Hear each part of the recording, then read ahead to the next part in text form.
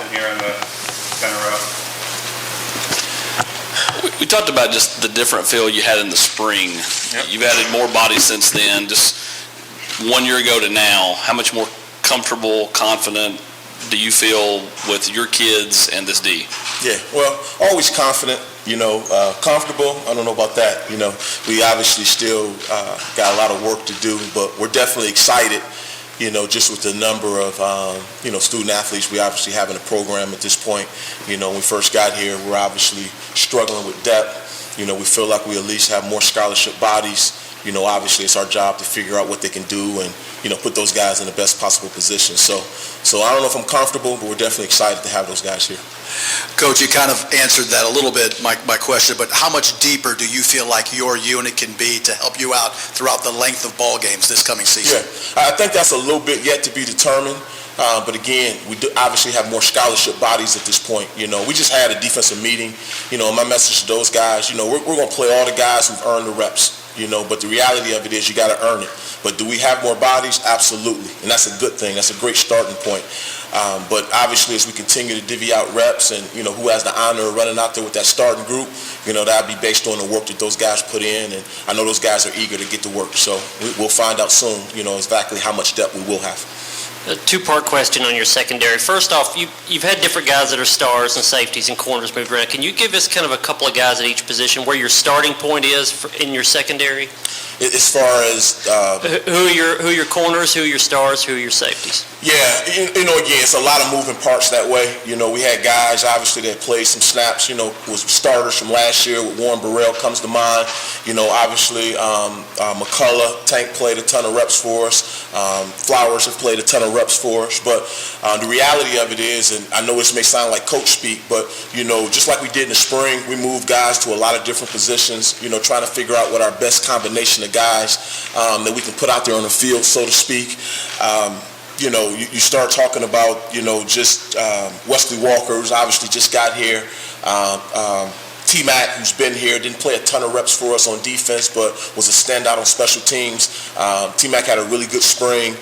We're excited about Wesley getting here.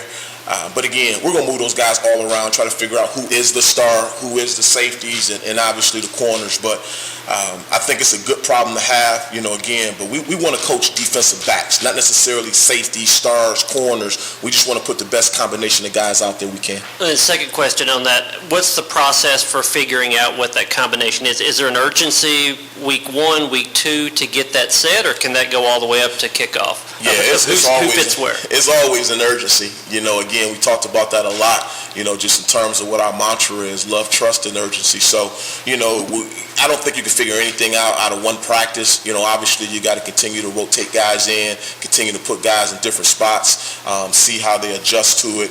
But yeah, we like this thing to be figured out, as quickly as possible so you can continue to game plan and, do some different things. But I think it's going to be some really fierce battles. I really do.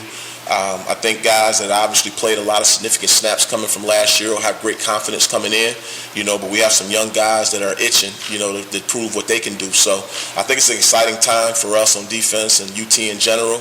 And, like I said, we just can't wait to get to work. Austin and Ben. Do you know what you have yet in Andre Turrentine and Wesley Walker, and how much do you kind of look forward to getting out there and, getting your hands on them in a more practice-oriented basis? Yeah, I mentioned Wesley already, but Andre as well.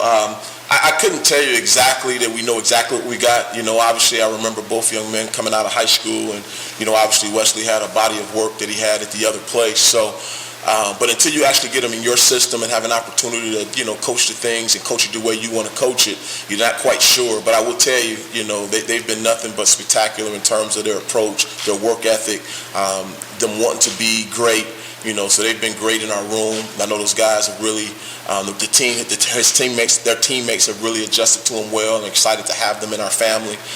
So we're just excited to see what they can do, these practices that we got coming up. So I'm hoping they're as good as advertised, because we obviously need them, and along with the other guys, to be able to help us, take that next step. Tim, what have you seen from Juan Mitchell and just your expectations for him this fall camp? Yeah, well, obviously, Juwan was a guy who, had some really significant reps for us last fall before he got injured. He started to work his way back a little bit in the spring. Obviously the health issue is always the very first thing. You got to make sure he's feeling healthy, which I think we've turned the corner that way. And then obviously we'll see what he does as he starts to compete for the job. Obviously, you have Banks coming back and Beasley coming back. You brought in Elijah. You feel really good. Solomon Page, comes to mind. Pack, Garland, comes to mind. We feel like we have pretty good depth that we're starting to build at that position. But we obviously felt really good, about Juju or Juan Mitchell. So it's really up to him and, continue to see what kind of development he's made during the summer, and see if that leads to him, being able to contribute again, which we would hope it does. Not to belabor the point on the moving parts in the secondary, but with Christian Charles, that was sort of seen as an experiment, I guess, maybe this spring because of the lack of depth you guys had trying him at corner. Did you guys kind of let him continue that work at corner this summer? Did he kind of move back more to safety, or where do you guys have him at least starting off? Yeah, I think he'll primarily start off at corner, but understanding that he has the ability to move back inside. I mean, he's the poster child for, again, what we're looking for, guys that are very interchangeable, corner skills, but the mentality and the physicality to be able to play inside. So, he'll get an opportunity to win one of those jobs at corner, but he'll also get a chance to win one of the jobs at, safety. So it just depends, but right now, based on how we left spring is the way we'll start it, and then we'll go from there. I know practices haven't started yet, but do you feel like from a linebacker standpoint, you can go from playing 3 guys last year to maybe playing 6 or 7 guys in the rotation? Yeah, you would like to. Again, it's hard to say until you get going, but, if you're just basing it on pure numbers, you would like to think that, whether those guys play significant snaps just on special teams, you would like to think some of those guys will have better confidence, going into the fall. Again, when you start talking about Apache or William Mohan, you start talking about, again, Garland, those guys have played significant snaps, even if it was on teams, which obviously lends itself to some confidence. So we'll be disappointed, if we don't have better depth there based on the number of bodies that we have. But as I stated earlier, you'll get what you earn. Those guys have to earn the right, at linebacker, D-line, secondary. We're not going to ever put the program in jeopardy. We're going to put the best guys out there that gives us the best opportunity to win. I think those guys understand that, we would like to play as many guys as we can. I think it helps us in the long run. Obviously, it helps us in the short run, based on how we play. And if they're able to come along, they'll definitely get out there and play. Jimmy in the back. Coach, 2 things. One, Nick Saban said that what your cornerbacks can do determine what you can do on defense. Do you subscribe to that theory? Yeah, I think there's a lot of truth to that, particularly based on the kind of scheme that you play. If you're a scheme that, asks your corners to play a lot of man-to-man so you can be able to, load the box, I think traditionally, I think that's a solid statement. We got to figure out, again, who our best corners are. We like to be able to play with at least 3 at the bare minimum. You like to be able to play 4 in a perfect situation. And obviously, once we figure out that position, we continue to see where the best guys are, whether it's star, safety, etc. But, I think that's a strong statement, and, I would definitely echo that. And secondly, Jeremy Banks has shown up on a lot of all-SEC preseason teams. Do you see him having the ability to be an all-SEC player? I do. I mean, he's one of those guys that, loves the game of football. He plays extremely hard. He's very athletic. He's tough. He has all the traits that you look for from a linebacker perspective. I thought really he was just scratching the surface on how good he could be last year.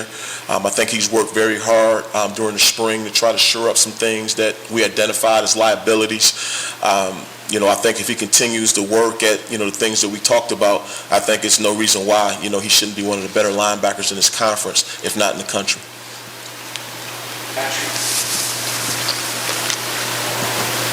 Coach, I think you guys last season over 100 tackles for loss. How did that success happen, and how do you kind of replicate that this season with maybe some new guys up front? Yeah, obviously, our philosophy and how we go about our business will never change. We want to be aggressive in everything that we do, whether we're attacking with our 4-man front, bringing a 5th or a 6th defender. What that ends up being in terms of tackle for losses, that's yet to be determined. But we're never going to change our mentality. We want to be extremely aggressive, in our play, coming off the ball, attacking from different angles. And if it ends up, obviously, whatever the stat is that you threw out, that's awesome. But really, we're just trying to, stay to our identity, which we think bodes well for us to be a successful defense and help the team win. Vince, then Wes. You were talking about the numbers and feeling better with better numbers in competition. Can you elaborate on that with your defensive line specifically and how much that can help you with four-man rushes and not having to send as many on blitzes? Yeah, I think it always starts up front, as cliche as that may sound. The reality of it is the more guys you can play up there, those guys have to strain and they're in confrontations every single snap, and they're typically the ones that'll get tired the fastest. So I think Coach Gardner and the rest of the staff have done a great job, again, identifying some of the weaknesses that we had up front and trying to get that thing corrected. But I think, the ability to play more guys, number one, it gives that competition, makes everybody, strain a little bit harder, to earn that playing time. But I also think it lends itself to those guys being a little fresh, coming down the back stretch when you really need those guys to be able to close some games out. So we're hoping that, we'll develop some more depth that way, whether it be inside or on the edges. And we'll obviously find out as we continue to move forward. But definitely having the ability to play more guys up front, we think bodes well for us. Tim, Brandon Turnage is a guy who's kind of had a really interesting year and a half. He had the one really big game last year, a couple other solid games, and then, an injury situation, didn't play a lot in some other games. Where is he physically now, and what are y'all looking to get out of him heading into the season? Yeah, just like I said earlier, he's one of those combo guys, very similar to Christian Charles. He has the ability to play corner. We also think he has the toughness and the awareness to be able to play inside. So he'll get his opportunities, whether it's at star corner, maybe inside, just depending on how everything shakes out. But, he's one of those guys that you just love having on the team. He's very positive. He's obviously a really good athlete. We're going to have a hard time keeping him off the field. Like I said, I think we'll have, some really good battles, in camp. And, we'll kind of see how it shakes out. But I think he's heading in the right direction. I think he's feeling healthy, which is obviously half the battle. Coach Banks, Coach Heupel was really complimentary of Byron Young in his off-season. What kind of growth have you seen from him? Yeah, tremendous, and I would say first just from a leadership perspective, we put him in some different situations during the off-season where he had to be more verbal. And I thought he answered the bell.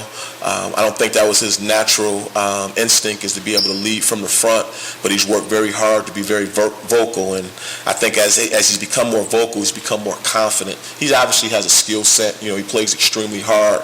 I think he worked very hard to try to refine his technique and his overall knowledge of the game. And I think we'll start to see that pay some dividends moving forward. So I'm excited about him. I would echo this for him, the same thing that I said about Jeremy Banks. I think he has the ability to be one of the better players in this conference, if not the country. But obviously he's got to continue to work at that pace, and so far he's done that. Two more questions, Eric and Brandon. What's the next step for Tyler Barron to be as good as he can be? And moving down the line, will that help him kind of reach that potential? Yes, and again, I hate to sound like a broken record, but once again, I'm excited about Tyler. He's healthy. Tyler's a guy who has, unbelievable, strength, power, speed to power ratio. And he's obviously a guy that's really, really bright. He's able to play the Leo spot for us. He's also played the end spot for us. He has that versatility that I spoke about with the corners, being able to play inside and outside. He's a guy who has the ability to be able to play either side of our defense, and has the ability to slide inside, based on situations. So I think as he continues to, take care of his body and as he stays healthy, I think he has a chance again to have a really big year for us. And I think he would tell you the same thing. He's worked his tail off this offseason, and I think he's primed for a big year. With the exception of more depth, playing more people, where do you expect this defense to grow this year? And will you be more multiple? Do you add a lot this offseason schematically? How do you expect this defense to grow besides playing more people? Yeah, I think it's no different than what I told you guys last year. A lot of it is, but we have core beliefs in what we want to do, but a lot of it is based on our personnel. So as we continue to figure out what these young guys can do, some of the freshmen that that just got here, even if they came in the spring, continue to figure out what their strengths and liabilities are. We'll be able to highlight that, so to speak, in our package. And then the same thing thing with some of the transfers that we got in here. How can we best take advantage of their skill sets? And that would dictate, how multiple we are. We obviously want to do some different things and try to keep the offenses guessing best we can. But at the end of the day, it's all about playing to the strength of your team, the strength of your players, and highlighting the right guys, and we'll continue to stay that path. Thank you, Coach. All right. Appreciate you guys. Thank you so much.